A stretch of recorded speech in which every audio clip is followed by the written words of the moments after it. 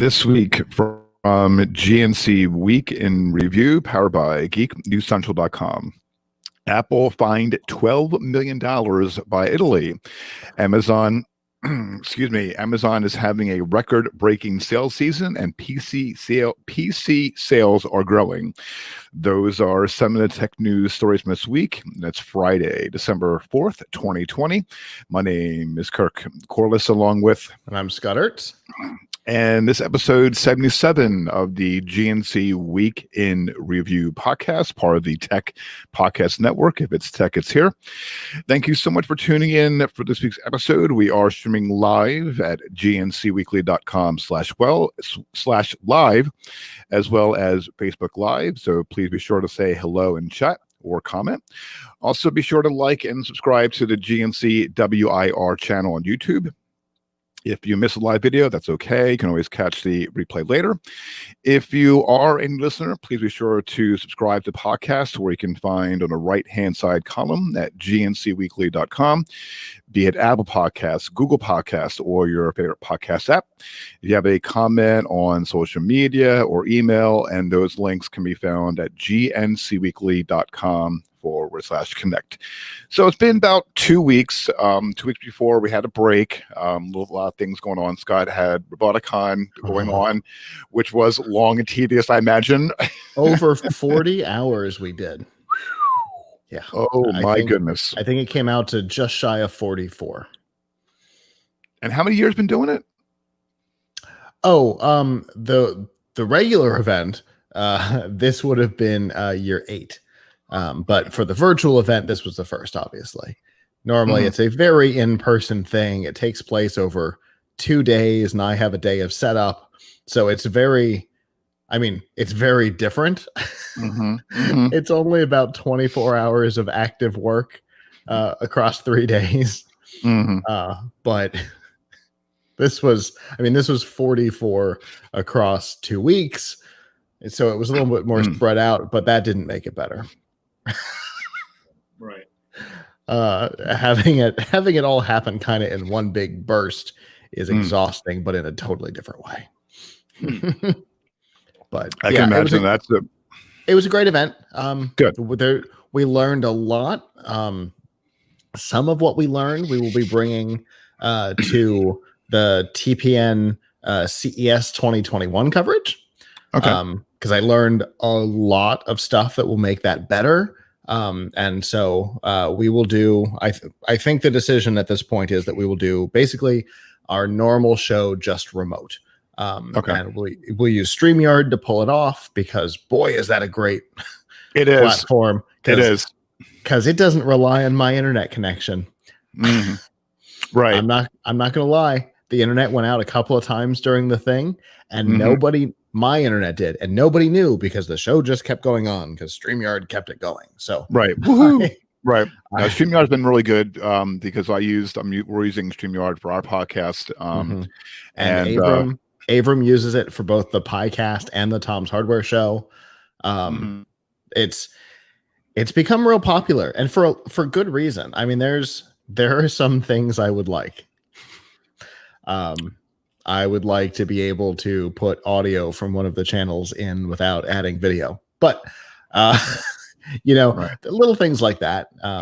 Because you and Michelle in particular like to talk from off camera during the show, and you can't do that here. You have to be on camera. Yeah. So there's little things. But I was hoping to. Okay. Yeah, and I was hoping to also do. We'll talk about that later. But also, StreamYard is really good to do podcasts, and a lot of other companies charge like an extremely amount of money to stream, and it's a real pain in the butt. So, but also last week was the holiday, Thanksgiving holiday, Black Friday. So we took the week off for that. So we kind of did too.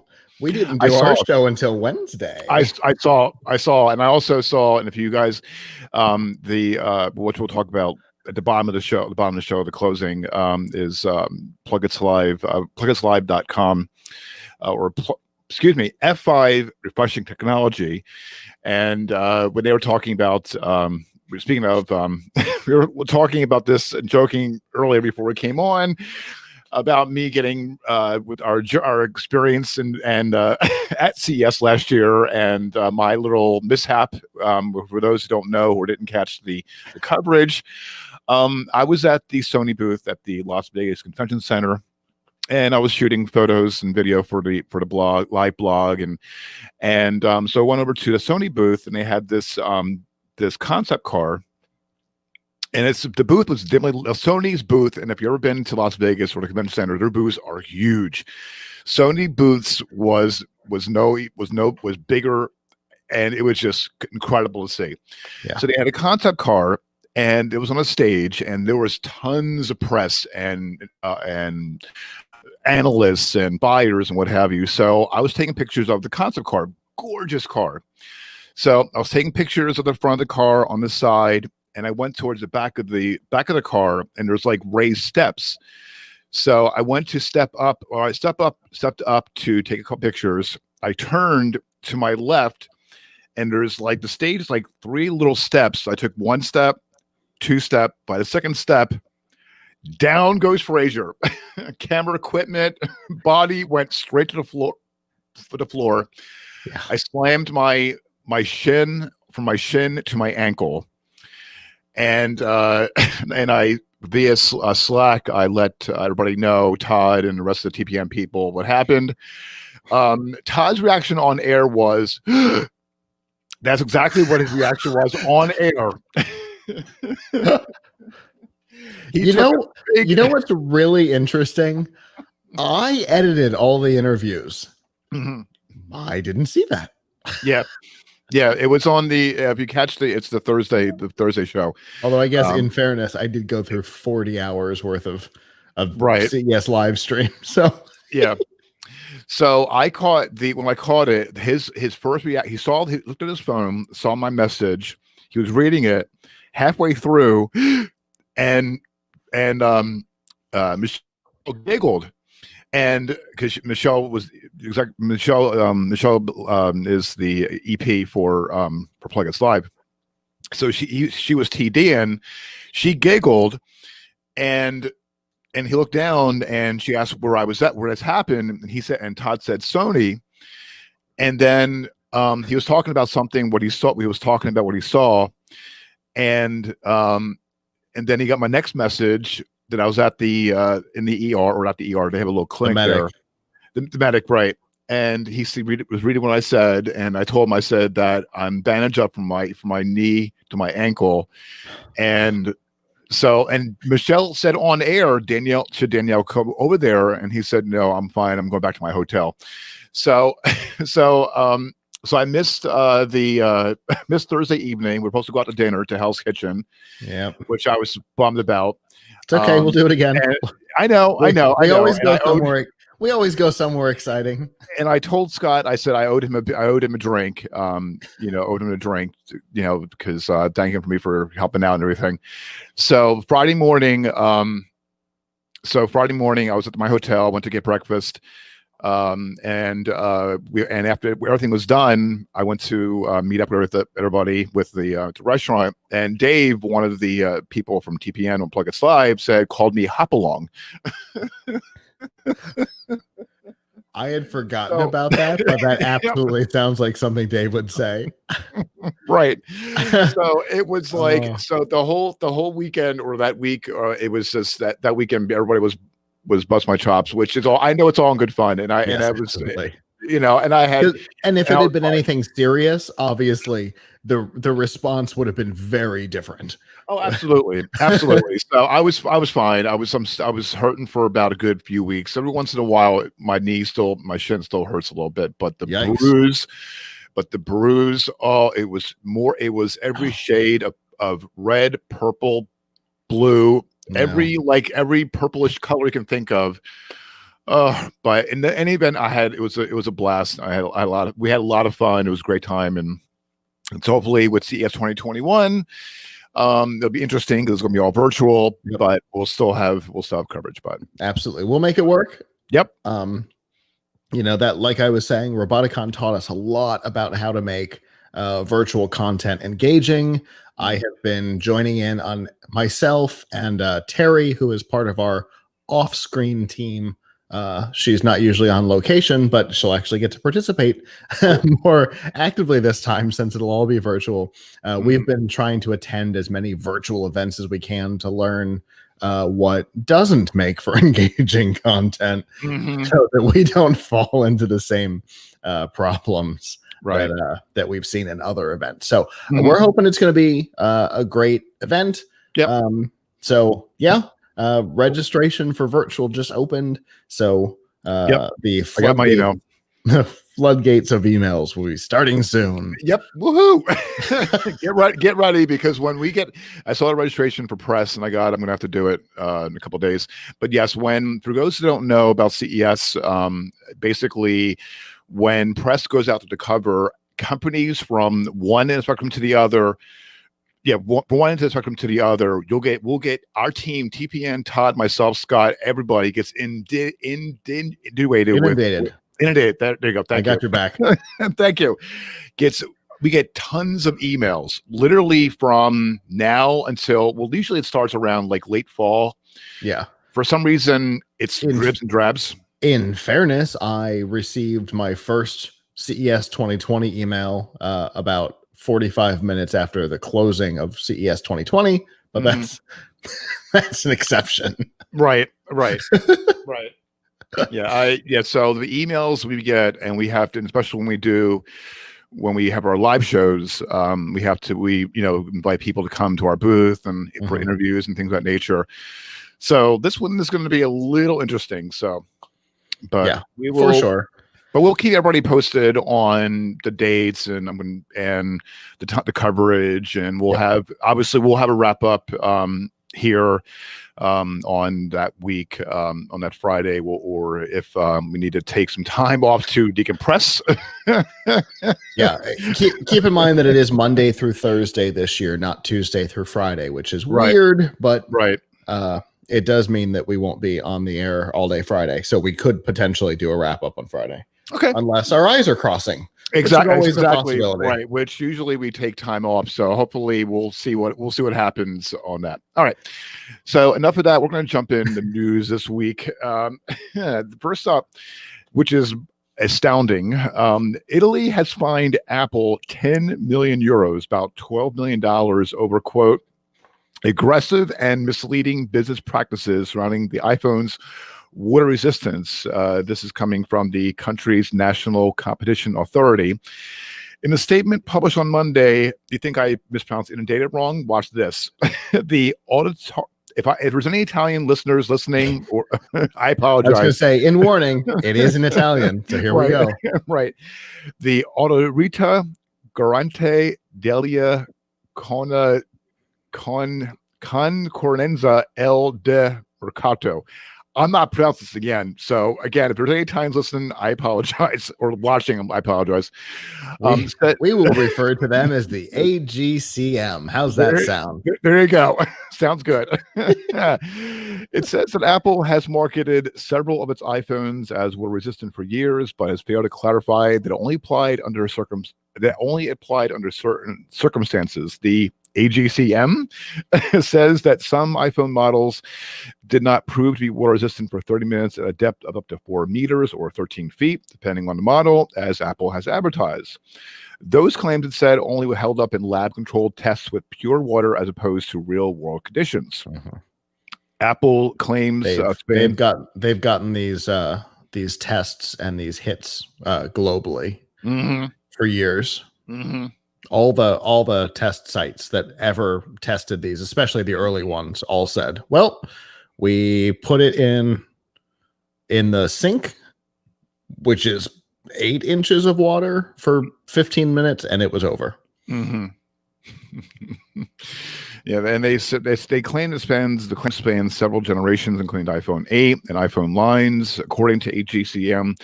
The Italian regulator also labeled Apple's practice of not covering water damage of phones under warranty as, quote, aggressive. Apple cannot immediately be reached to comment, but the company has long advised against swimming and bathing with iPhones in its fine print and support pages. Can you say, duh? The thing is, who would take an iPhone with their bath in them, or with their bath, or in their bath? if you're told that it's water resistant fully underwater for up to 30 minutes, you know, okay. If you start to advertise it that way, because I'll tell you, I have speakers that I have tested. We've had them on the show for CES for a number of years, Alltech Lansing. I've got speakers that we've reviewed from them that are the same rules, 4 meters, 30 minutes, and they are advertised to be used in the pool. So, okay. So, if you, fair enough. That's the reason why there's the IP ratings, right? Right. Because that's a contained measurement. Right. And so when you see IP or IPX ratings, you know what it means. Mm-hmm. So my recommendation is, if you don't see IP or IPX ratings, you don't know what it means. Right. Don't trust it, because it means that it's in-house tested. It's not done by, a standards authority. There's no external proof that it actually does anything. Mm-hmm. So that I always wait for external verification on something like this, but not everybody does. They hear 4 meters, 30 minutes. They're like, all right, so I can sit in the bathtub with my phone and I can text and I can Facebook and I can whatever. Right. But that doesn't work because, soap screws it up and there's all these other things. Right. And like the Italian government says, it's the early ones in particular, the 8 and the 9, only worked with distilled water. Well, who cares? Nobody's using distilled water for anything except for their CPAP machine. Exactly. So what does that rating mean? Nothing. And that's why IP and IPX exist. Right. But I mean, I can see why, because I'm very careful with my phone, and I'm sure that there's a lot of people that are out there that I love to hear, everyone's thoughts at we would love to hear everyone's thoughts at gncweekly.com/connect. I'm just like, we're all careful, and we all know about the IP ratings, and they give the specs, what have you. And occasionally I would take my phone and I would set it down if I'm getting something to drink or watching something, but I'm not, but that's normal.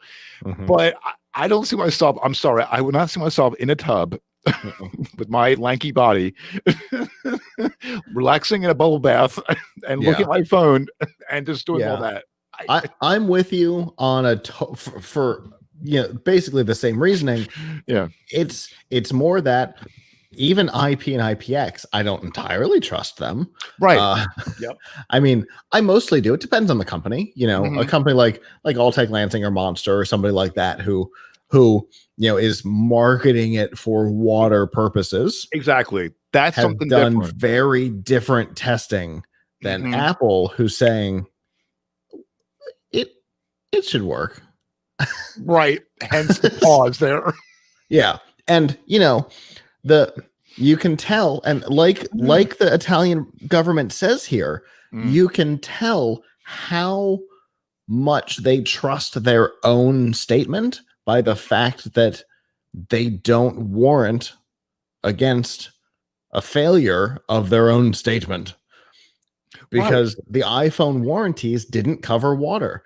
The Monster backfloat does. The Alltech Lansing whatever blue speaker it is that they blew up with a hand grenade does. That doesn't warrant against the hand grenade, but it but theirs continued to work after a hand grenade, which I'm fascinated by. But which this kind of like is, I don't know, I'm not really like, it's not really warranted for Italy to find that much amount of money when it clearly tells Apple tells its owners that use an iPhone or any product. Of course, let me say it back to the top, because no one really reads the manual or the warnings. There you go. So I'm kind of like, it's kind of torn, because they're finding millions of dollars for something that's quote unquote allegedly misleading customers, but also in the same token, Apple's covering their butt, saying, okay, be careful with water. So here's the thing. This organization within the Italian government is essentially the equivalent of our marketing. Oh, I can't remember the name of the organization here. But essentially, this is false advertising. That's all this is. It amounts to the same as false advertising. And I think I said this on the last episode. If Pepsi can be forced to pay somebody the value of a stealth bomber because of a joke in an ad, then I mean, talking about it in TV ads, talking about it being water resistant, 30 minutes, 4 meters, and then it not being, and them not backing up their own statement, the warranty saying something different than the ads say. Right. I think that's false advertising. I think they're right. It's a lot of money, and it is. But I agree, it's way less than a stealth bomber. Right. But this wasn't even a joke. This was them saying it seriously. The joke was people saying that the iOS 11, was that it? iOS 11 upgrade made your iPhone water resistant, and people putting it in water. Oh, that's a joke. That's funny. And then that the iOS 12 update added the ability to charge your phone in a microwave, and people following it. That's the reason why something like this is important, right? Right. Because those weren't even official sources. Those were 4chan jokes, and people still put their old phones in water and tried to charge them by turning on their microwave. I know. Isn't that ridiculous? That's how could a software update add water resistance to your phone? It couldn't. Obviously, it couldn't. And yet people believed it. If you talk to anybody who worked at an Apple store after iOS 11 came out, they will tell you that people were coming in with wet phones. Wow. Because they saw some graphic online that said iOS 11, if you upgrade to iOS 11, it makes your phone waterproof, and they tested it and it didn't work. Of course it didn't work. And same thing with the microwave charging on iOS 12. And so if people believe things that are obviously stupid from a source that's nothing, then Apple saying that it's water resistant 30 minutes, 4 meters, people are going to believe it. Yeah. Because they believed way dumber stuff than that. So that is true. So that is true. You're right. So, You're absolutely right about that. Trying to maintain the integrity of what the companies say in public, I think, is one of the legitimate uses of either government or a regulation board. We don't. Ours isn't government based. Ours is private market, but you can get hit just the same, obviously, because Pepsi. Best example in the world. Funniest story I've ever heard, and I will never let it go. Okay. That stealth bomber is the best thing that ever happened.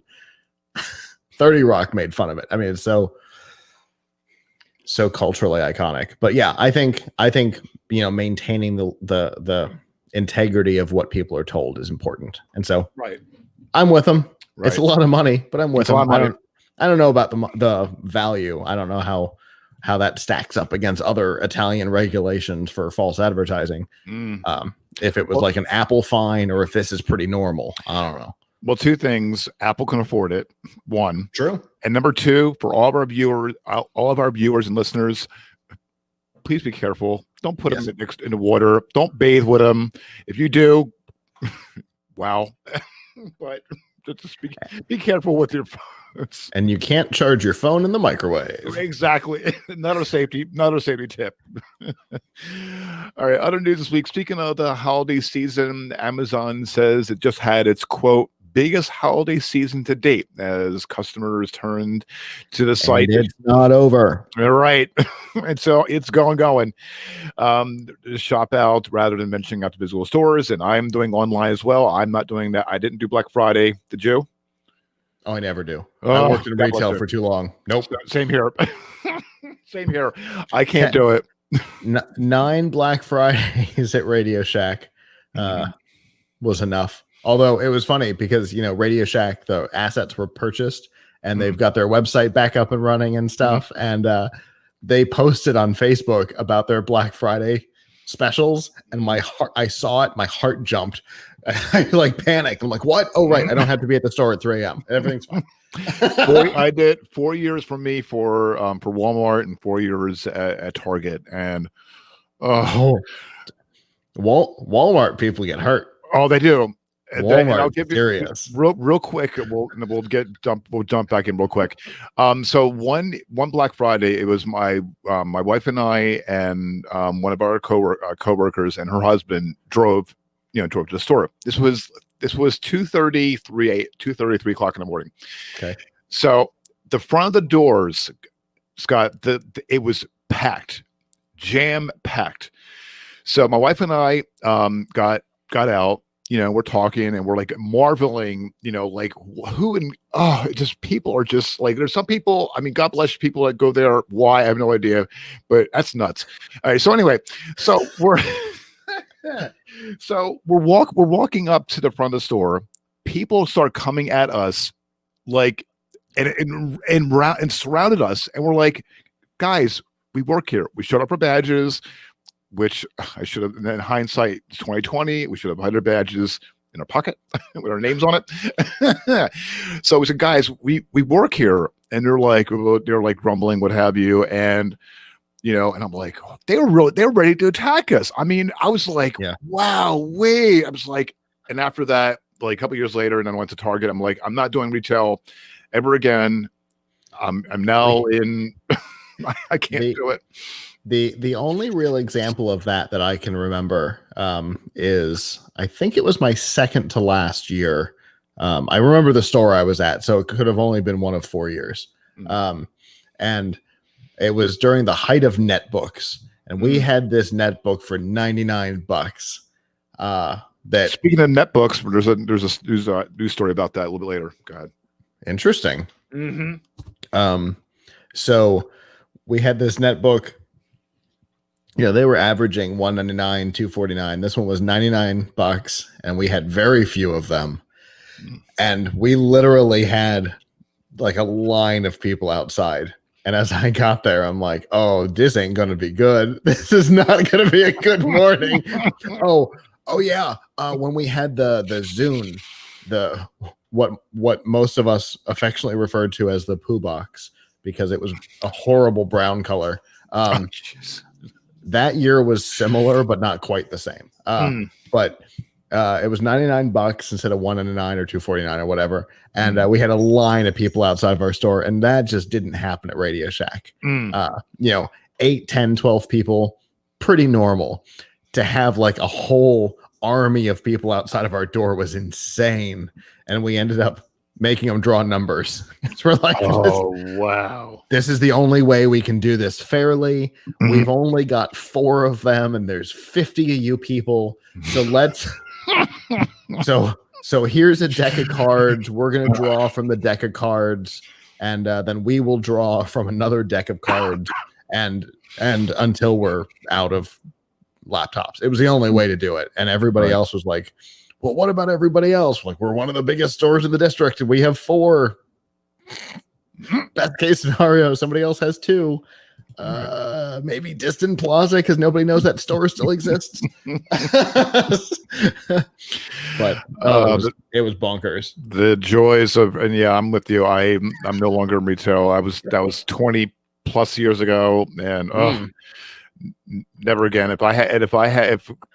If things were different, I still wouldn't do it. But all right. In any event, all right. So CNBC noted that the company did not share actual sales figures for either Black Friday or Cyber Monday. In a blog post, the company revealed figures for independent sellers on its platform. Amazon says these sellers saw over $4.8 billion in sales through the 2 shopping days worldwide, an increase of 60% over last year. Wow. Which we all know. I think part of the reason why, because of other things going on in the world. Sure. Wow, that's a huge increase. It is. Absolutely. Now, Amazon's wrote in its blog post, quote, through Cyber Monday 2020 has been the largest holiday shopping season so far in our company's history, thanks to customers around the world. So good on That's not Amazon what and it's thanks to. and Jeff Bezos is getting richer and richer, right? Yeah. It's not thanks to customers around the world. Right. Well, I think they're just blowing. I know. When somebody makes a statement that ridiculous, I have to respond to it. I can't leave that alone. Right. It's not thanks to customers around the world. It's thanks to fear around the world. Exactly. There you go. Thank you. Very different. Very different. They also said, the company also says customers bought, quote, more Ring, Blink, and Eero devices on Amazon than during any previous holiday shopping weekend. They also added that I'd like to know what their Eero sales were for today, because they had on the treasure truck they had Eero devices like 30% off today. So I'd actually be curious to see what their sales are on that one just for today. But they'll never release those numbers. The treasure truck's still around? Yeah. Really? Okay. Yeah. Because I got like alerts from them about that for like, I don't know, like 6 months, a year ago, and I haven't heard anything. Okay. Oh, yeah, right. I got a text this morning. Oh, I'm in the show, but Kirk is apparently not right now. He should be back in a second. So yeah, the thing I got this morning while I wait for him to come back is that 30% off the mesh system from the treasure truck for the Eero Pro. So that was today. So I'd be curious to see what that number ends up looking like. Welcome back. I was talking. I was reading the text while you were gone. Sorry, I was apologizing to our for the listeners that are watching or listening. Excuse me. And if you're watching a live video, I apologize. I hit a button on my mouse, and my thumb hit the one side button, and it knocked it out. So I apologize. So it happens. So okay. So go. So you're reading the text, and what happened? I'm sorry. Yeah. So I got the text this morning, and it was 30% off. It says whole home Wi-Fi with Amazon Eero Pro. Treasure Truck is hooking you up with 30% off a mesh network system now. So I would definitely be interested to see what today's numbers are compared to others on Eero, but they'll never release those. Right. I think usually they'll probably announce their Q4 figures probably not until as a bulk. Right. Not today in particular on one category, which I'd really love to see. I'd love to see them compare Black Friday, Cyber Monday, and today on that product, but they never will, which is okay. Yeah. Right. Yeah. The company also adds that other top selling devices on Black Friday and Cyber Monday include its new Echo Dot and Fire TV Stick 4K, which makes sense because they were doing a deal on the Echo Dot with a year of Amazon Music. Yep. And other top for sellers. The same price. For the same price as just the device. You can only do it once, but they were basically giving you a year for free. Okay, I have to because I got one. Nice. Okay. I have to look into that. It was a good price. It was hard to pass up. Will I ever use the Amazon Music? I don't know. But no, you know what? I have I have Amazon Music. I love it. So they got a good selection. So I would recommend it. I've got my whole okay Spotify because it all came over from the old Groove. So there's no like import my catalog or anything, which makes transferring difficult. But speaking of Spotify,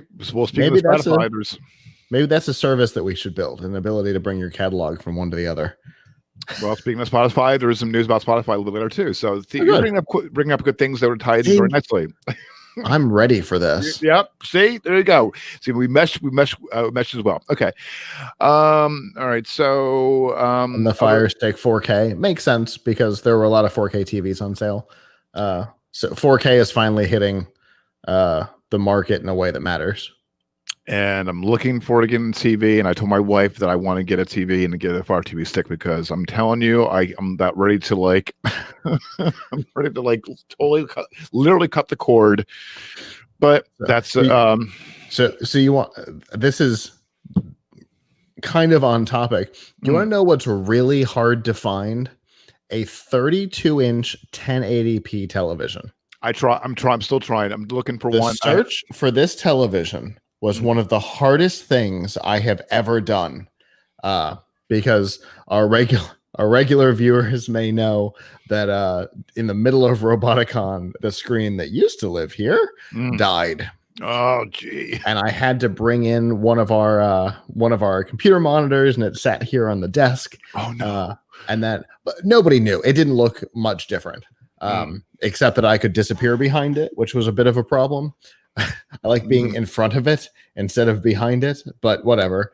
But searching for a TV to replace it, to go here, is one of the hardest things I've ever done in the tech field. All the 32s are 720, except this one. This is the only one I found. And I was trying to find my mom, because all they have now is smart TVs. So my mom is, I'm not calling my mom old because I love my mom dearly, but she doesn't want a smart TV. She doesn't want, she's very old school, and that's fine. Yeah. I went to Best Buy, Scott, I kid you not, I was lucky to find a 27-inch TV. Yeah. And now, good luck, because there's no way you can find a TV that'll have the ports, not the ports, but the ports, the cable ports. Everything is between 37 up. Yeah. So good luck trying to, because I'll keep an eye out for you, but man, it's holy hell, it was crap. I'm so glad I finally found this one though. Because having the screen here was killing me. Finding this, thank goodness, because it's been killing me that there wasn't any of this in place. But this is the hardest thing I've ever done in the tech space, was finding this television, which is so weird, because it used to be you could find 32 1080p's all day long. Yep. And I paid more for this one than we did for the one that's sitting on the floor over there 12 years ago. Holy crap. Wow. I'm telling. I'll keep an eye out for you, bud. But I mean, I got it. We're good. Okay. This is the new screen. It works beautifully. It's way brighter than the other one, which kills me. But whatever. I understand. This is not made for me. This is made for somebody to put in their bedroom. I get that. Yep. Normal people want these screens to be bright. I don't, because if you're watching live, look at the color of my face. It's not human. So we were talking about changing the logo and the background. So so it's dark instead. Right. So we'll discuss that. We'll discuss that another time. But yeah, that all of those things make sense. Some of the other ones don't so much. A Revlon hairdryer, right? That's weird. And who would purchase, or the top seller being a DNA test kit? I know a couple people that are into it. God bless them. But is that really wanting to know? I mean, that's going like skeletons in the closet about going in their background. Some people are super interested in this, and that's fine. Yeah. The thing to know about these, particularly 23andMe, is that they sell the data they collect about you, including your DNA profile. Hard pass. So know that before you buy one of these. I would never do it. 23andMe, Ancestry.com, both of them sell your genetic profile. Not necessarily to medical. In fact, one of their biggest buyers is the CIA. Oh boy. So I knew about this solar data. I didn't know it went to CIA. Okay. Hard pass. Hard pass. Yeah. Not interested. Yeah, obviously, it's not the CIA. It's to one of those companies that the CIA shadow owns. You know what I mean? Right. Contracted. Yeah. I just don't. Not interested. I never realized that it was that like you said, hair dryers and and Obama's book. What a weird Black Friday purchase. Isn't that usually tech stuff? Obama's new book? Was it on sale? It was brand new. Was it on sale? Why not just buy it on a normal Tuesday? It's so weird. I have so many things that I can say right now, and I think we'll talk about this, but we're going to go into a whole. We're going to go into the rabbit hole, and okay. Any new book, that's not on sale. Fair enough. Good pivot. Good pivot. Because I don't necessarily care that it's Obama's book. I care that it's a brand new book that probably wasn't on sale. So why not just buy it on Tuesday? Why didn't you buy it when it came out? It's so weird that would have been a Black Friday or a Cyber Monday top seller. It's so weird. Unless it came out that weekend. I think I'm not going to the rabbit hole, but I think that maybe with this political season, I think that has something to do with it. I think. I really do. I mean, I could read any other book, but I think being this a top seller, something tells me with the way this has been this political season going on, and that book, on one of the top sellers, and that's great. I think something tells me that that's probably had something to do with it. I think. I mean, again, I'm just no. Hold on. It's because it came out the week before. That's why. Okay. And people were just buying it when they were buying things from Amazon. That makes way more sense. It came out on the 17th and Black Friday was the 27th. Okay. I get it. That's way less weird. So it was probably one of the top sellers on Tuesday as well. Mm-hmm. It's not that it was a Black Friday special. It's just that it was still popular. That's fine. Okay. I'm fine with that. Okay. I thought it had been out for a couple of weeks at that point, not 10 days. Okay. It's me. I mean, I totally see why the book sold well. Mm-hmm. It's just weird to me that it would have been a top seller on that day. Right. That would make sense. That would make sense. When you would expect TVs and Echo Dots and Fire Sticks to blow the numbers out of the water, that it couldn't have been in the top 10. Right. That's what's surprising, that it's usually such a tech day. But here we have a hair dryer. So you know what? Hey, expectations are out the window.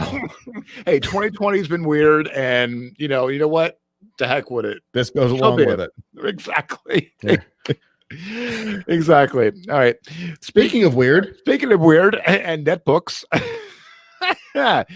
Notebook PC sales. This is from a report coming from on Tuesday from IDC. Notebook PC sales are expected to grow by a whopping 26.4% during the fourth quarter. The spike in sales due to the combination of two trends: the traditional surge in holiday sales, as well as the increasing demand for laptops and even desktops during the pandemic, which is there's a third piece that's missing. It's been the lack of availability over the last 2 quarters.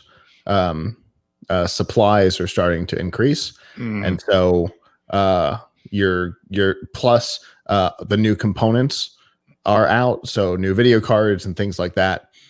So you're going to see an increase because new components, people want new things.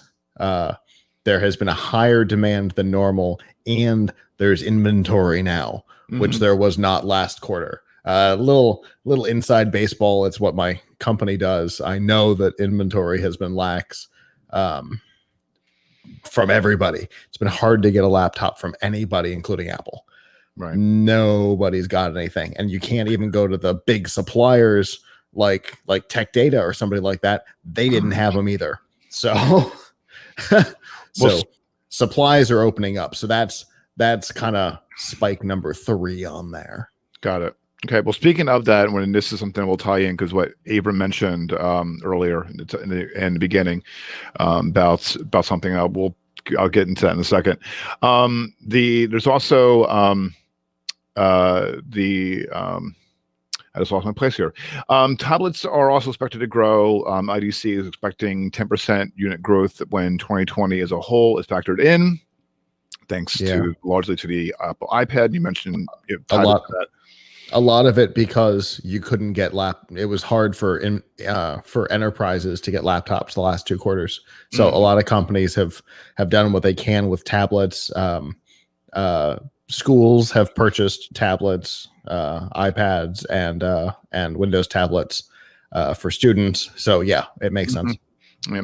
So Ryan Reith, Program Vice President with IDC's Worldwide Mobile Device Trackers, said in a statement, quote, "The momentum in the PC market has been impressive to say the least.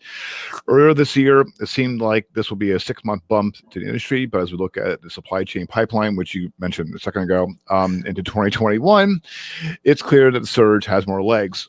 Mm-hmm. The world migration to remote working and learning continues to drive demand. Reith also says, quote, "The education backlog remains sensitive, and many school districts around the world are doing everything they can to secure inventory. At the same time, consumers seem to be buying all range of notebook PCs, from low entry level systems to high-end gaming machines." And Abram mentioned something on F5 Live on Wednesday about that he's in his area at his New York schools about donating to an organization called includingyou.org, which I'm going to donate money. It's really good. It's a great charity to help kids get the internet, the not only internet support but also laptops. And I'm going to pull up because of the problem that I mentioned, because inventory on hardware has been so lax.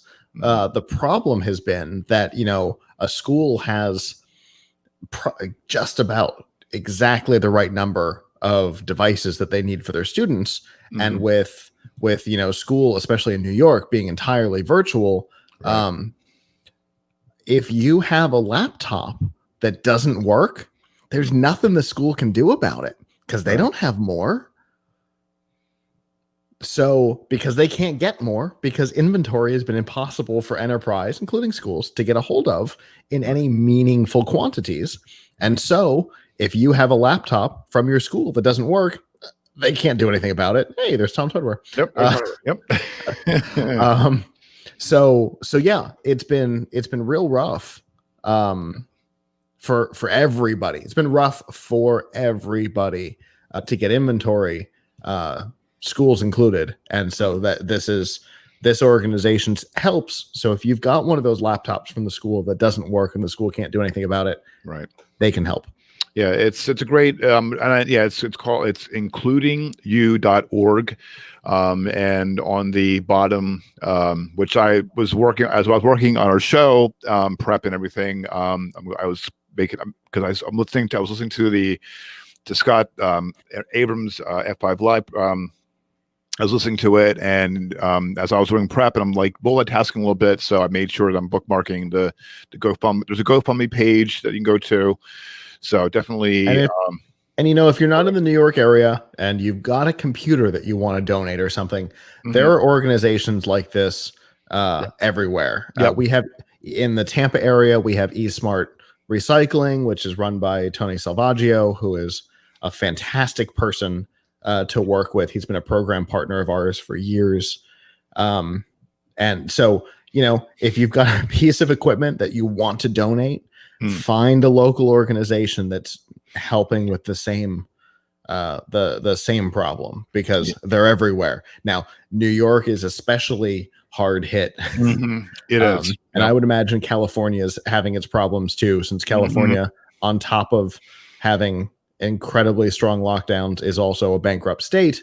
They're already in financial trouble. So buying new computers was going to be a challenge, plus the inventory issues. They're probably in real trouble too. So find your local organization. Just about everywhere has somebody. So if you've got hardware to donate, find your local groups. Your local maker spaces are probably a great place to start, because they're going to be friends with the people who do this. Because that's how I know Tony Salvaggio, is because of Amrock. So if you find your local maker spaces, they'll know who to put you in contact with. Probably. Yeah, and here in New Jersey, in Hamilton area, where we're kind of in a nestled Philadelphia region, New York is more further, but in the Philadelphia area, there's a lot of programs that are available. Schools, I donate books, and if I have DVDs, I'll donate them to a local library as well. Of course, I donated a lot to Todd because has no internet. So I gathered all my DVDs and everything that I had to him. So, but yeah, definitely do that. I mean, exactly. I know. So definitely this holiday season, it's, there's a time of giving, friends and family, but definitely, it'll make your heart good to support a charity, or something, or organization in your area. All right. Yeah, for sure. It's a good time of year to do good in your community. Mm-hmm. Yep. All right. Other news this week: YouTube revealed the top trending videos in the U.S. for the year without doing a YouTube rewind. Yep. They kind of did it anyway. Right. So Dave Chappelle's lead off with 8 minutes and 46 seconds, where he addressed the police brutality and violence against Black Americans. Followed by, and I was watching this, which is really funny. Let's see if I can pull it up. A video showing a vlogger designing a bird feeder with an obstacle course meant to keep thieving squirrels out. And I'm going to pull this up in less than. I'm going to pull this up in a second, and I'm going to. This is like, I was cracking up when I saw this. There's one that I've seen that's pretty fantastic. It has a launcher, like a little catapult. Okay. That if it's all about weight, if a squirrel gets on it, it catapults them. Okay, there is an ad. Okay. So if you're watching the video right now live, and if you're listening on audio, it's let me see if I can. That's so funny. I was absolutely thinking Wipeout. No, I'm going to see if I can fast forward this real quick. I'm so glad that he made the same joke, because it's absolutely an episode of Wipeout. Let me see if I can pull this up. I'm going to see if I can. Okay. Well, right. Oh my God. The angled steps from American Ninja Warrior. Right. This is ridiculous. Yeah. I love it. Yeah, this got 50 million got 50 million views. There we go. There's a catapult. So I'm gonna see if I can fast forward this, because I'm gonna show you guys where'd it go? I'm gonna see if I can pull it up here, because it was funny where the squirrel was going to this one part. I'm gonna see if I can pull it. This part right here, where squirrel's going to the okay, well, let me see if I can. There's a squirrel. There's a squirrel. Okay, let me see if it'll go to it. And when you see it, this is part like really cracked me up. So if you guys are watching a live video, there's 2 squirrels on the ground. Trying to do a play-by-play here. Sees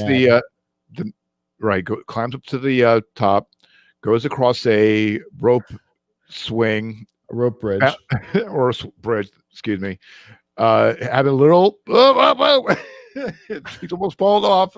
He's climbing up. He's gonna do it from underneath. And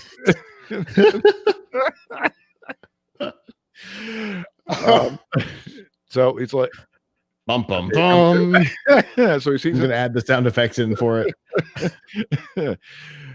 Hi, Rick. And it's a little clever. Okay, this is a little launcher, scares easily, and this is probably okay. So I'm gonna see if I can. This is like really fast. You guys are watching on video or Frank listening is on audio. Terrifying. Yeah, there's Frank. So Fat Gus. Okay. This is funny. Yeah. The content isn't even all that important. The editing and the actual production is so funny that he's named them all. Right. He's attributed personalities to them. Okay, this is ridiculous. Here comes Nad. All right. So while this runs, so what else have we got here? We have SNL's election debate parody, which is the third one. Here we go. Let's hang on. All right, here we go. Okay. Includes what's now the most viewed coming out video of all time, Nikki Tutorials. Don't know who that is. I don't know who that is. It's funny. I looked at this list earlier and I'm like, I don't know what's happening here. Yeah. Jeffree Star, I've heard that name in regards to him. I don't know, being a jerk. That's all I know. Some boycott against him. I don't know what it is. Mr. Beast's largest fireworks in the world. That's terrifying. I've seen that one. Dreams Minecraft speedrunner versus 3 Hunters grand finale. Ricky Gervais monologue from the 2020 Golden Globes. Interesting. Dude Perfect's quarantine stereotypes. That sounds funny. And of course, some good news with John Krasinski, which is probably the only thing on that list that I've actually seen. Yeah. I saw Mr. Beast's Mr. Beast's thing, and I was trying to pull up. It's hard to live in the YouTube world and then also watch content on it. Yeah. And I was trying to pull up the video without ads because I have YouTube Premium, but they're still showing ads. So, all right, never mind. Okay. Fascinating. Yep. All right. YouTube said in this announcement, quote, in the US, this year's top trending videos showed how creators quickly adapted to the unforeseen challenges of 2020 while addressing the unique personal needs of their communities. So I don't know. Did it? You've got a stand-up special, which sounds pretty normal, a maker video, which is pretty normal, Saturday Night Live, a breakup video, video games, Ricky Gervais. For the most part, it sounds like pretty traditional fare to me. Yeah. With John Krasinski being possibly the exception to the rule, but it all seems pretty traditional YouTube fare to me. And Viacom CBS bought it, so bought that. Some good news. What? Some good news. They bought some good news for like an extremely large amount of money. So, yep. All right. Other Google news. Google Play has announced their winners of its year-end awards, including users and editors' picks for the best apps, movies, TV shows, and books. Disney Plus was the top app of the year for the users in the US, with SpongeBob, which is I totally believe that, with SpongeBob Krusty Cook-Off taking honors in the gaming category, which to this day, I know that existed. Right. Their users' favorite movie of the year is Bad Boys for Life, and the User's Choice Award for Book of the Year went to If It Bleeds by Stephen King. Editors for the US version of Google Play had their say. They opted for Luna, a bedtime relaxation app, as 2020's best. Sure.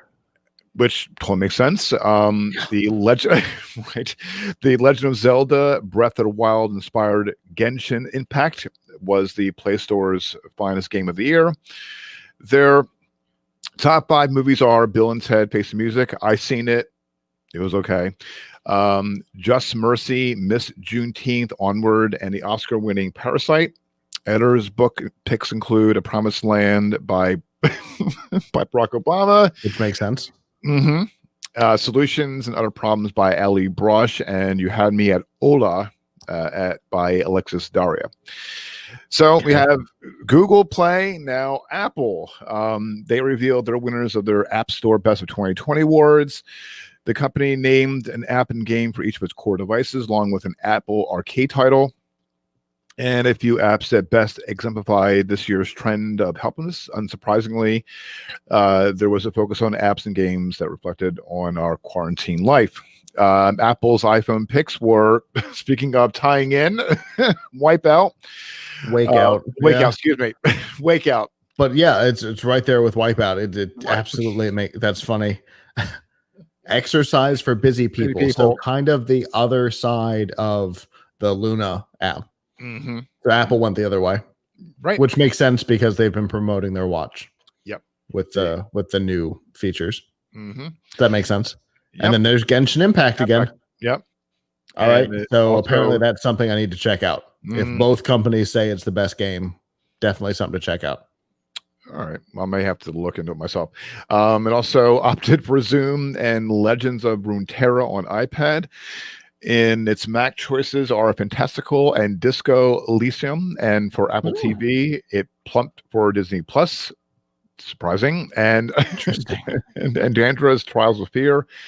Apple named Endel as its Apple Watch app of 2020, and it's I don't even know what it is. Right. I don't even know what their Apple Arcade pick, Sneaky Sasquatch. The company noted there was a significant, quote, trend toward helplessness this year by developers. These apps and games, and I just lost my place again. So I'm looking at the link title, just the URL for the link for Endel, and it says AI-powered lullaby.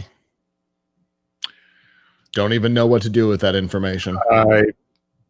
I don't know. I'm not gonna. I think if you want to add sound effects, add some cricket noises. Apple said, "That's as close as I can get." Thank you. All right. I'm definitely getting that Rodecaster.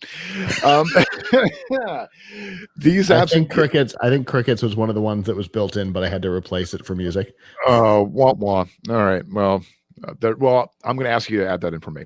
All right. These apps and games, Apple says, quote, prove to be essential for making life easier, healthier, and more connected this year. For the first time, the company made a physical award it's sending to developers behind them. The award is made from recycled aluminum, and it features the App Store logo on one side and the winner's name on the other. That's pretty cool. So I guess they're kind of like they're taking on Google. Not Google Play, but I think they're kind of stealing YouTube, their YouTube or their awards for how many creators they get, or subscribers. Subscribers, excuse me. Okay, so this AI thing, what was it called? I don't know. The lullaby thing is from Grimes, which is Elon Musk's wife, I believe. And she was seeking a better baby sleeping situation for her young son, whose name is ridiculous. It changed again. I don't know if you saw that. The baby's. I can't remember the name of it, but it changed again. I can't remember the name of it off the top of my head, but yeah. So apparently the app is actually called AI Lullaby. Okay. And yeah, it's got her voice and AI powered noises or some kind of nonsense. It sounds like something that would be fun to mess around with, but not for its intended purpose. Right. It sounds scary and disturbing at the same time. Yeah, and from the watch, which makes it weirder. Exactly. Thank you. Because I can promise that her baby is not wearing an Apple Watch. So how does this work? I'm fascinated. Cannot wait. Again. Can't wait. Oh, the memes. Just imagine. Oh, I know you're good with. You're very versatile with meme. Oh, it's gonna be fun. Yep, it's gonna be fun. I cannot wait to see this thing in action because it sounds weird. And insert that sound effect again.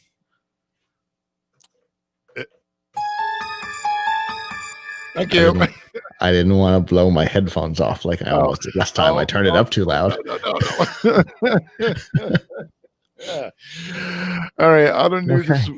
Other news this week: Airbnb plans the price at $44 to $50 per share in its IPO, giving it the world's weirdest time for Airbnb to go public. Giving its valuation at up to $35 billion on a fully diluted basis. This is coming from a new filing it submitted to the Securities and Exchange Commission on Tuesday. The company aims to raise about $2.5 billion in the initial public offering. Existing investors seek to sell the 7.5% of the stock will be public at that point. Sounds like which means that the current owners will still own the majority of the company. Important to know. Yep. Existing investors seek to sell $96 million worth of stock in the IPO. It's not a lot. It's not. Airbnb's last private valuation was $18 billion after it raised $2 billion in debt earlier this year, as the company struggled in early months of the pandemic. That was nearly half. That was nearly half its peak private valuation, $31 billion from 2017. The company will list on the NASDAQ under the ticker ABNB. It's expected to hold its IPO later this month, and Airbnb will make its pitch to investors that started on Tuesday. And I agree. Why would you want to? I guess because they're trying to raise $2.5 billion to keep the lights on, because they just raised two through debt to try and keep going through the year. The company's been in trouble for a while because there's been all kinds of issues with fraud on the platform, and Airbnb refuses to do anything about it. They claim that they're cleaning it up, but they're not. I watched a segment from a British TV show. It's done by a comedian, but that doesn't matter because it was real. He went and actually tracked down this guy who was listing some like famous actress's house on Airbnb that obviously was not an Airbnb.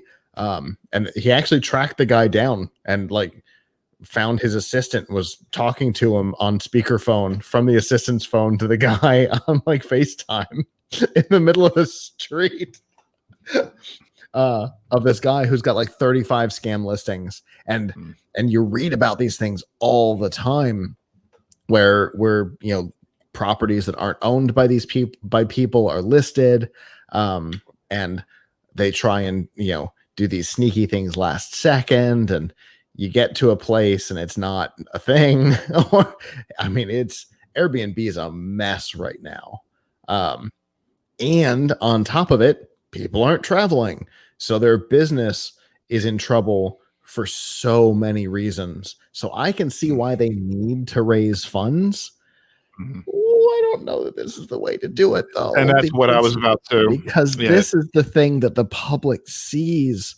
You know, once Facebook went public and their stock cut to like 40% within the first 4 or 5 hours, I mean, that was a mess.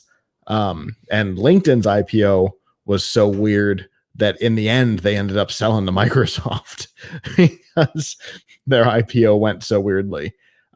So, you know, when an IPO, it's a dangerous thing to try, even in good times. It's a dangerous thing to try because it becomes your public perception, right? Not your actual brand. It can become your public perception if it goes poorly. Ask Twitter. Right. Yeah, I agree. I wouldn't necessarily, if you're looking to, I wouldn't, with everything with money for a lot of people are tight. And, you know, if you're looking to make money or invest, I would, you know, wait a little bit to, to don't get involved in this.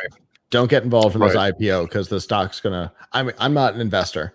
My recommendations are based on nothing, so you don't. There's no need to listen to me. But I agree. For me, so this is my SEC warning. I am not an investor. I have no idea what I'm talking about. Don't listen to me. But for me, the logic that I'm using to not get involved in this IPO is I feel like $44 to $50 a share is way high. And I feel that a $35 billion valuation today is probably about triple what reality would say. And the bubble's about to burst. And I think Airbnb is going to pop it. Right. Yeah, and I agree. I'm with you as well. I'm not an investor either, and don't take any financial advice from me either. But I think that, again, my whole thing is that with money, again, people are struggling right now, and can't even afford not necessarily a stock per se, but even going to an Airbnb. Yeah, I would right now. No, just hold off and wait. Yeah, they've had trouble pivoting to something that would work while nobody's traveling. They've tried these like local and virtual tour guide type things, kind of like that company we saw at CES when you were my TD at the time. It was a company that that had like tour guides and stuff. Okay, I'm trying to think back. We saw so many companies. Yeah, I'm just like, yeah, there was just a blur. And we saw one at Collision last year too. That was something similar that allows for local tours and things like that. It's obviously not intended for Right. locals. It's intended for other people. But Airbnb has tried to pivot that concept and make it for locals and explore your local area. And there's things you didn't know about. And we saw something like that at Collision last year too. And it's an interesting pitch. I like the idea if it's intended to be explore your local area. I kind of like that idea. We used the one from Collision when we were in Toronto because that's where it's based. It doesn't do any good in Tampa because there's nothing here. Right. But the idea is interesting, but nobody's even doing that right now. So, I don't know. It just seems like a weird time to try this. I understand that they are way over leveraged. And so they're looking for cash. I get it. But I don't know that risking the public perception of the company any further than it already is the way to do it. Yep. Well said. All right. In other news this week, do you need your help with your tech? Over on makeuse.com, the 7 best laptops for kids that are cheap and rugged. Speaking of laptops earlier, there is the MSI Modern 15, the HP ProBook X360, the Acer Chromebook Spin 11, the Lenovo 300E, the Asus C22SA, and the Asus VivoBook W202NA. These model numbers. Yeah. Unfortunately, it's one of the things that Asus has always had trouble with has been their model numbers. I remember when we sold them at Radio Shack, it was like, which model am I looking for? And you go look you write it down because you're going to go in the back and you're going to look at boxes. They all look the same. They're these weird model numbers. And you're like, okay, well, it's a W202NA-YSO7. No, that's not it. Right. And there's the Lenovo N22. So we'll have a link up in the show notes. You can check that out. Also on makeuse.com, the 7 best cell phones for senior citizens. I'm trying to get my mom a smartphone, but that's a long story.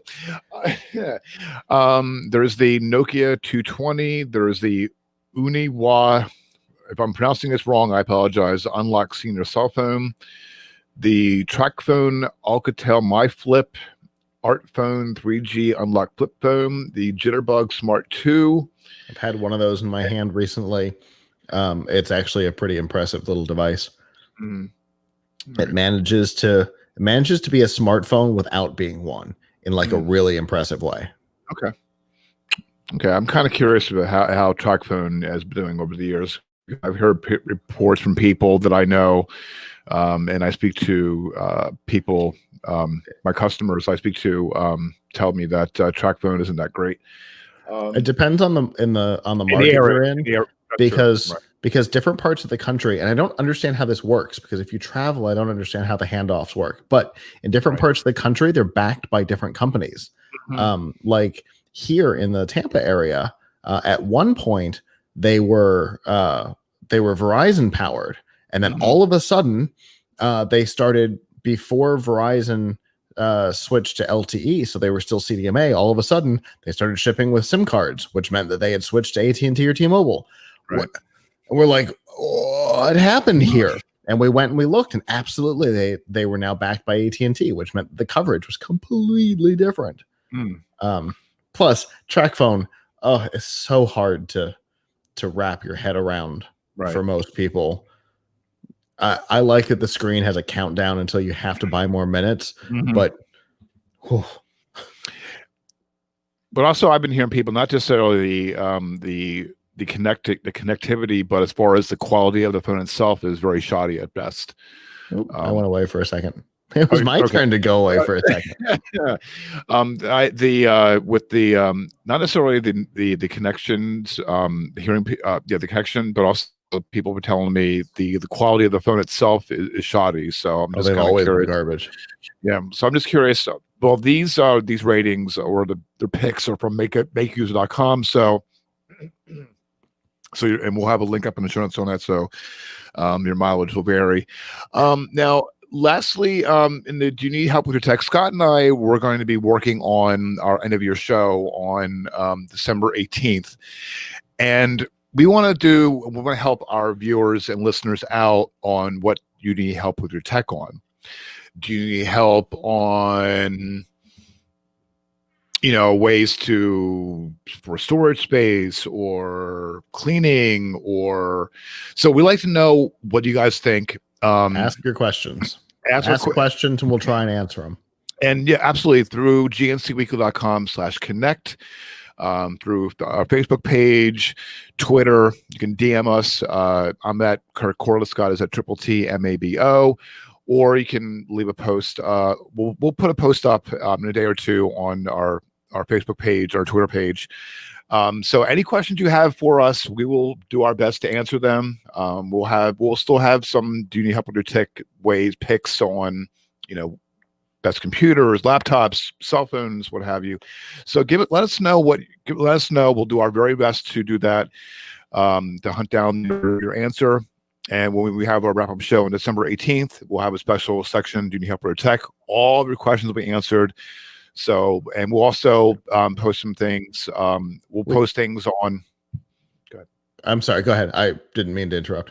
You're fine. You're fine. I was going to say, we also want to know, what are the things that you do, like spring cleaning tech type stuff? Like, what do you do to prepare for the next year in tech? Do you have, do you do a disk defrag? Do you, what kind of things do you do on a regular basis to start the new year on a clean, fresh, safe place? So definitely let us know on that too, because you'll be helping out others. We're going to put together a list of some of the things that you should look for and be careful of always, but in particular, let's start 2021 fresh. Right, fresh, exactly. And we'll post something, and it'll be cross platforms. We'll put stuff on gncweekly.com under a special post under. Actually, be a good idea to do a special page. I'm trying to think of what a special page would be for. We'll talk about it. We'll figure something out. So also, like speaking of CES, we'll have a special CES page. But as far as this, help with 2021, yeah, absolutely. Just gncweekly.com/connect. Ask questions away. We'll do our very best to answer them. But if there's also tips that you have for others, absolutely, how to, if you're cleaning up space on your hard drive or cleaning equipment, where the list is endless. Do you open up your desktop and blow out the dust before the new year? What kind of spring cleaning tech stuff do you do? That's I do that. I have a couple of things that I do at the end of every year. So we were talking about it. We're like, you know what? Let's all talk about the things we do with our tech going into the next year. So we want to include our listeners too. Yep. And I'm going to include my list as well. I do blow, do that too. Every day, actually. I'm so I get so freaked out. All right. Other news this week. Speaking of Spotify, we talked about earlier, Spotify has revealed its top charts for the year. For 2020, Bad Bunny, never heard of this group or name, is the most streamed artist on a platform globally with 8.3 billion streams, followed by Drake, J Balvin, Juice WRLD, and The Weeknd. And I'm going to tell you something really funny in a second, in that order. Billie Eilish is the most popular female artist for the second straight year, with Taylor Swift, Ariana Grande, Dua Lipa, and Halsey rounding out top 5. The Weeknd's Blinding Lights is the most streamed song globally with almost 1.6 billion streams this year, while Bad Bunny's YHLQMDLG is a top album, amassing over 3.3 billion streams. Other popular albums in order of global run include The Weeknd's After Hours, Post Malone's Hollywood's Bleeding, Harry Styles' Fine Line, and Dua Lipa's Future Nostalgia. When it comes to the rest of the top 5 singles, Dance Monkey by Tones and the Box by Roddy Ricch. I have no idea who these artists are except for maybe Grande, Taylor Swift. Roses in E-Man remix by Eamon Beck and Saint JHN, and Don't Start Now by Dua Lipa rounds up the list. And Spotify also noted that the company also noted trends for 2020. The service saw 1,400% increase in work from home theme playlists between April and May. Makes sense. So Bad Bunny is not in English, which would explain why neither of us recognized. Okay. And he's also interesting looking. Okay. In his profile picture on Spotify. Okay. I know you had because again, I don't know who he is, but speaking of The Weeknd, this is funny. My mom didn't know what it was, the artist. Not only was it my wife and I were telling it was only one person. And she goes, The Weeknd, well, who would name themselves The Weeknd? And I was like, it's a long story, so yeah. That's a complicated.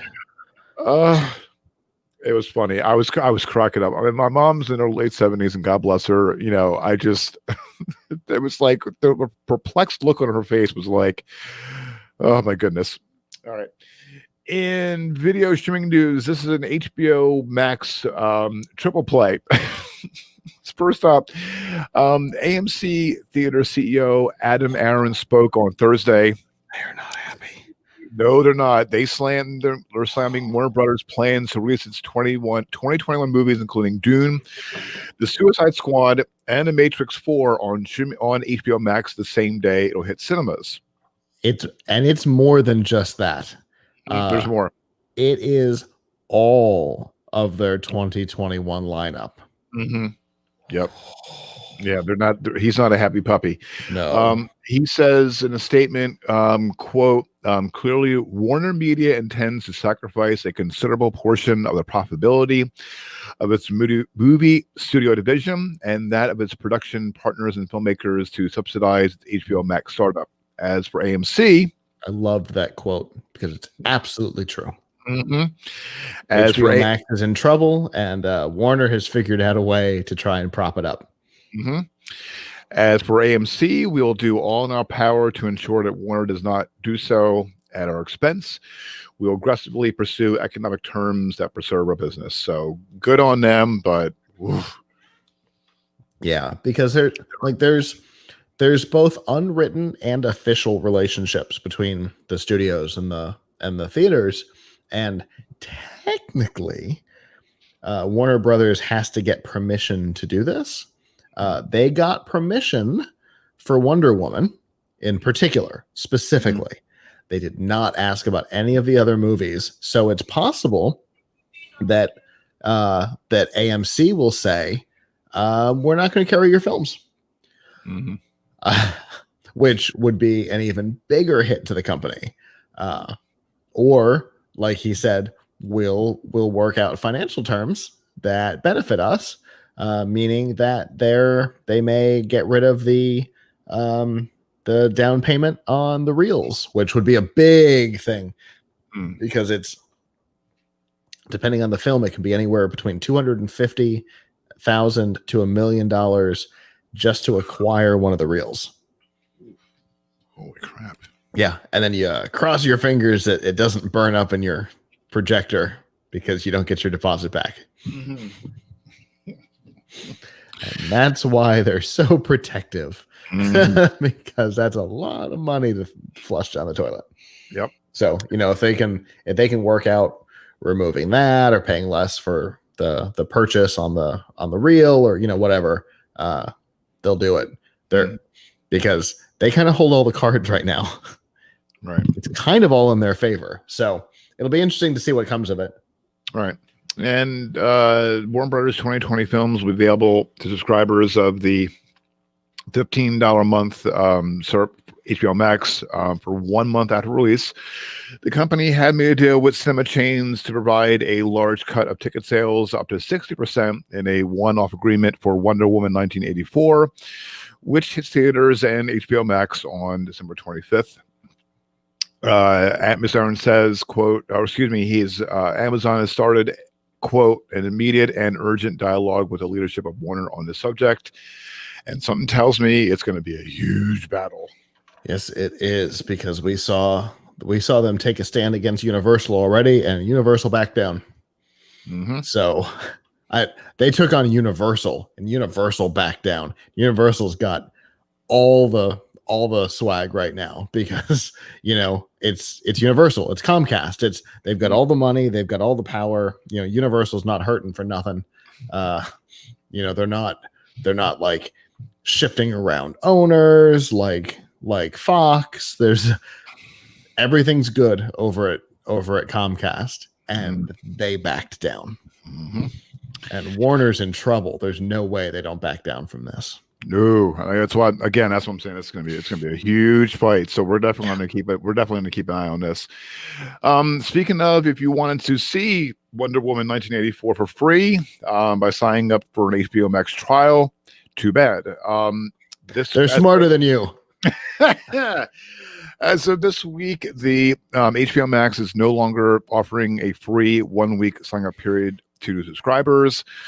Warner Media, which operates HBO Max for parent AT&T, told CNET that's merely following the lead of Netflix and Disney Plus. Mm-hmm. They had pulled their plug on their free trials early in the year. And in Disney's case, did so ahead of the July 3rd premiere of Hamilton. A spokesperson for the company told... And Netflix did it because it just didn't need it anymore. Mm-hmm. Everybody's subscribed. We got it. You're not... nobody's trying to figure out if they want Netflix. You do or you don't. Right. I think everybody that I know, you and everybody that we know has Netflix. So, and Avram and I talk about it all the time. He even said it on this week's show. He's like, every month I think, and then this morning at 3 a.m. season 4 of Big Mouth premiered, and you're like, well, there goes that idea. Because that's what I'm doing tonight. Mm-hmm. After this show. I'm going to go watch all of season 4 of Big Mouth. Yeah, and I'm still catching up on everything on Netflix. So, so I'll definitely have to do that as well. A spokesperson for the company told CNET, quote, we frequently update and iterate our offers to provide flexible ways for potential subscribers to access all the HBO Max has to offer. CNET reached out to the company for more comment, information, and as of this recording, nothing has been updated. Yeah. And what that statement means is the same as what Disney did. Mm-hmm. We have a big thing that's going to draw people to our platform. We're not giving it to you for free. Back off. Mm-hmm. Yep. Your free ride is over. Yep. We're not giving you Hamilton for free.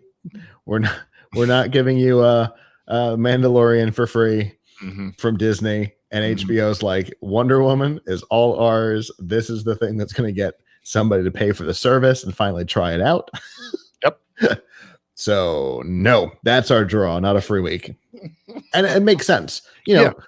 Sometimes you need to trick people into trying something, right? There's free trials have been a long-standing tradition for platforms that are products, services, things like that are maybe interesting to you. Mm-hmm. And the best example of it is Peacock. They literally have a whole tier that is your free trial. Yep.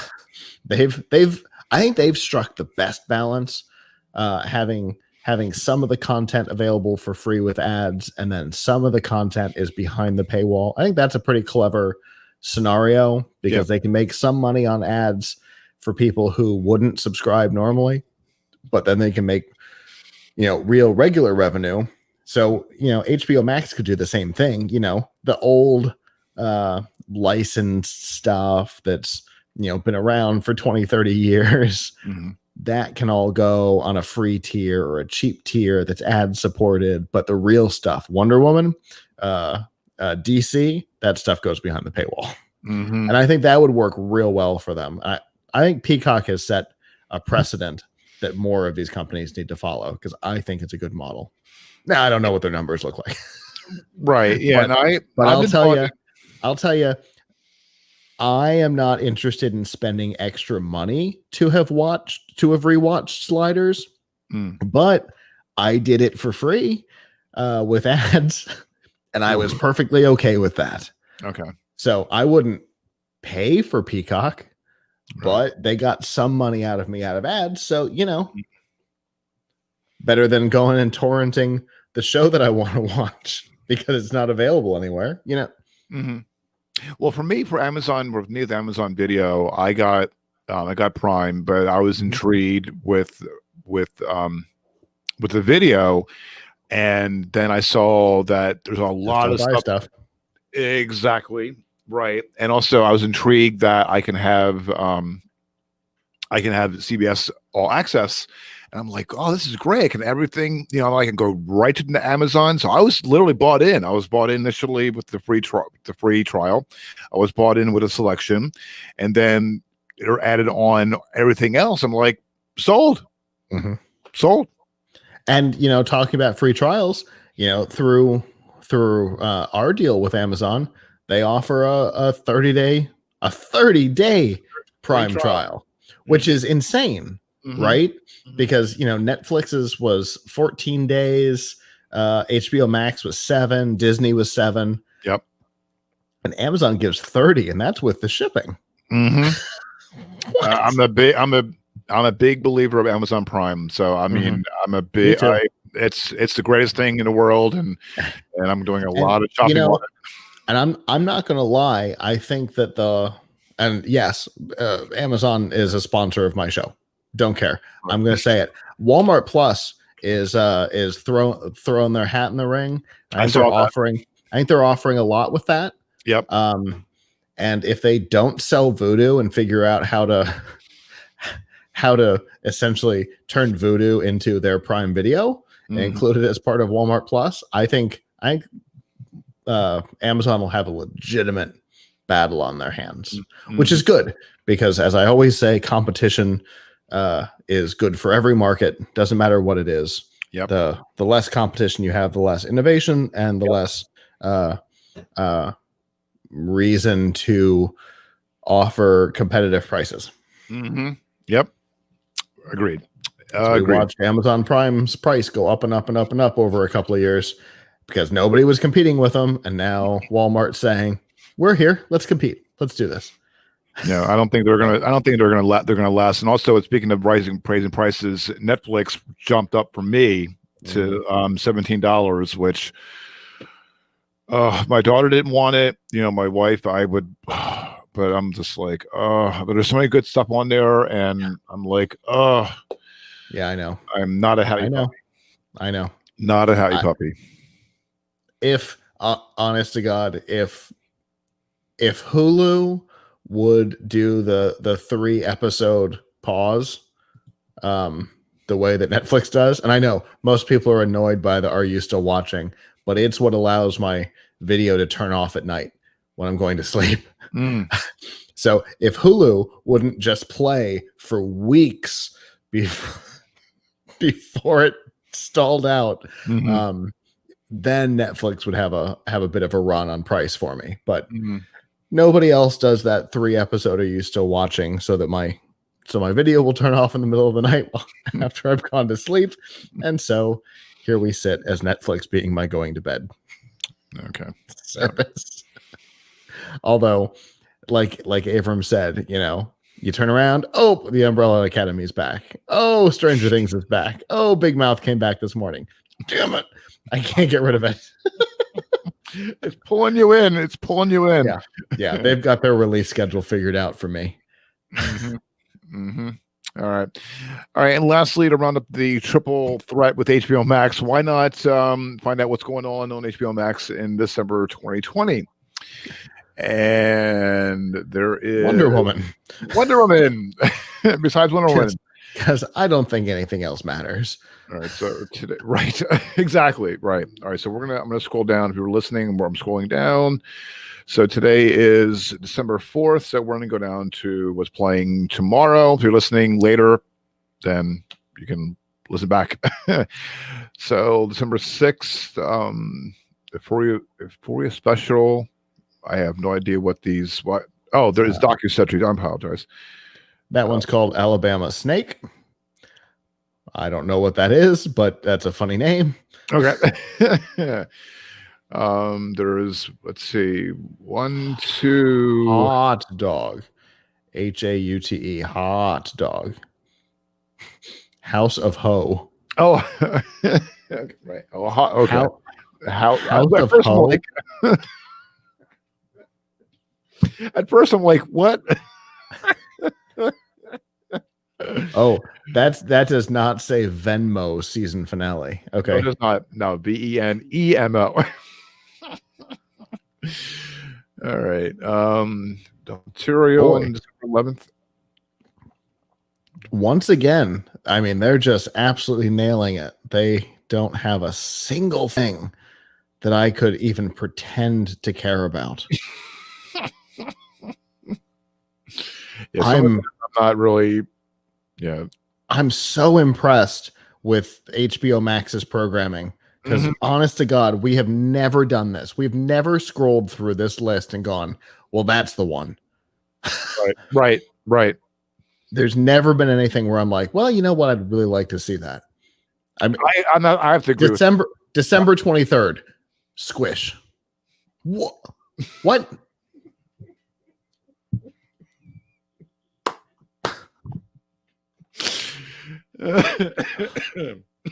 Oh, The West Wing. I mean, yes, I'm a huge Aaron Sorkin fan. Yeah, that I love that series.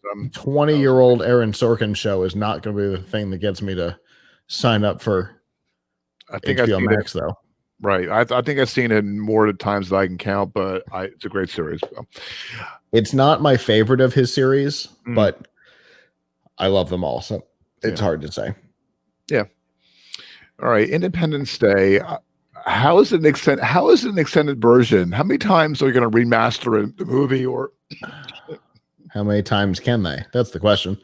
They'll keep doing it and tricking people into thinking it matters. Right. Oh my God. Literally nothing. Okay. The new Conan show, the end of the month. I don't particularly like him, but he's actually been kind of funny lately. That's his kind of replacement series. Yeah, when he's leaving from TBS. Yeah. I'm surprised that TBS didn't have a better contract with him, though. I know. I thought he would be on there. Thought he'll be on there longer. I'm not going to lie. I thought that there would be a blackout period, but there's nothing. After NBC, there's no way he'd ever sign a contract with the blackout period again. Never mind. All right. Especially not for basic cable. Right. Well, although I did see a segment recently that Facebook played for me that was really funny. He and Billy Eichner signed up for a Grindr account for him. Using his actual photos. Oh my God, it was so much fun. It was so funny to watch. And I think I enjoyed it because it was Billy Eichner, because I find him funny and not so much Conan, but that's okay. It was a funny segment. Anyway, that's not what we're talking about. All right. Moving on. I think we're going to talk about food. We're going to food in a little bit. Oh, we got more. Unless we got, do you want to, screw it. We're going to, I'm going to edit this out, take this out, because we're going to get, because we're running a little, we're running a little long. So I'm going to take this out. Give me a second. Okay. All right. I wonder what you took out. It's Discovery Story, which I'll tell you about that later. It's it's a little, we're going long, but there's a piece of it that I'll tell you about. Okay. We get off the air. All right. And finally, Who remembers the McRib?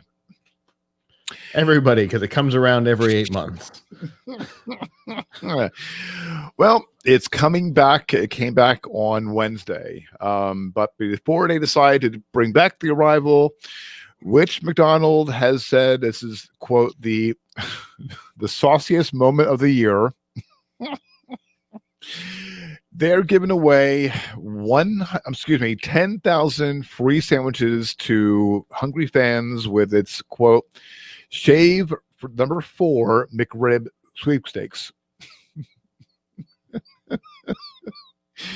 McDonald's said in a news release on Monday, quote, beard or no beard, prepare for McRib with a shave or even a facial mask because anyone can participate from your brother to your mother, sister-in-law, or cousin's roommate.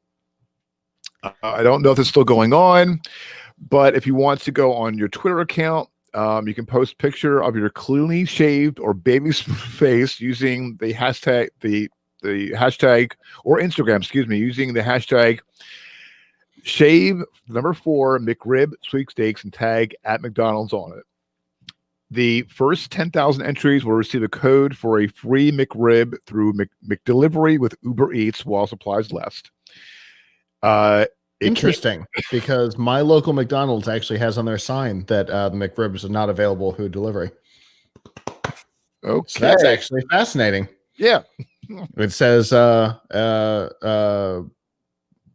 pick up or takeout only on their sign. So maybe this is the only way to get them delivered. I don't know. Side note, that was just an interesting. Yeah, this last quote here is killing me, though. I want you to read that. You ready? Go ahead. Okay. Our bearded fans know facial hair and the McRib just don't mix. Believe me, I've tried.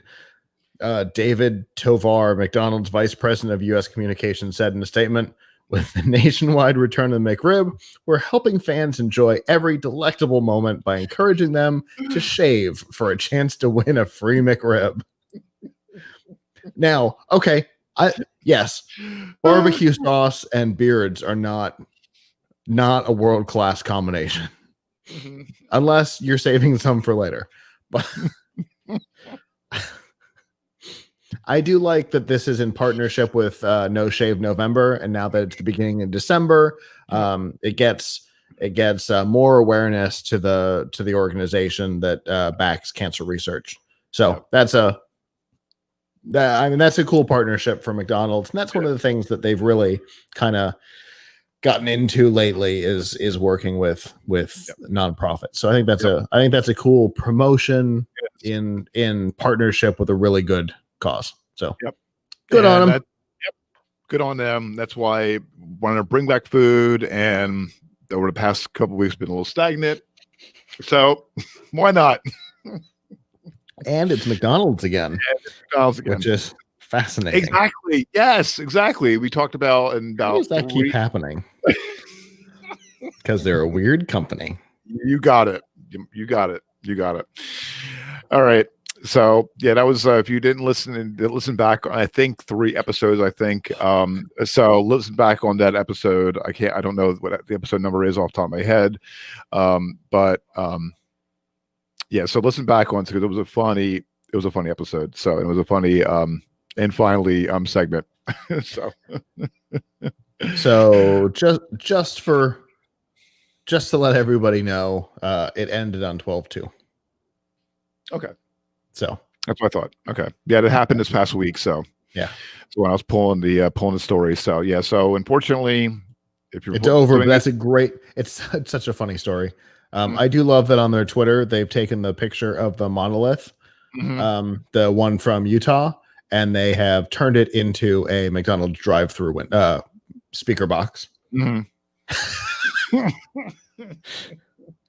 That's wonderful. Yeah. It's got the little screen on it and everything. Oh my goodness. Wonderful. Good on them. All right. With that is the tech news for this week, for Friday, December 4th, 2020.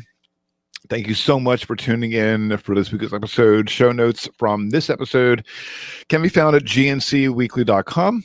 Also, be sure to check out the latest tech news and commentary from geeknewscentral.com. And be sure to tune in Mondays and Thursday evenings at geeknewscentral.com/live for the Geek News Central podcast. And then be sure to tune in and watch at gncweekly.com/live Friday evenings at 8 p.m. Eastern Time. So please be sure to like and subscribe to the GNC WIR channel on YouTube. Also, make sure to click on the bell and, like always, for notifications so you will not miss the next episode. Or be sure to subscribe to this podcast on your favorite podcast app. And be sure to tune in with Scott and Abram Pilch on F5 Refreshing Technology Sunday evenings at 9 p.m. Eastern at f5live.tv/join us. Comments on this episode, and again, on our Do You Need Help with Your Tech segment.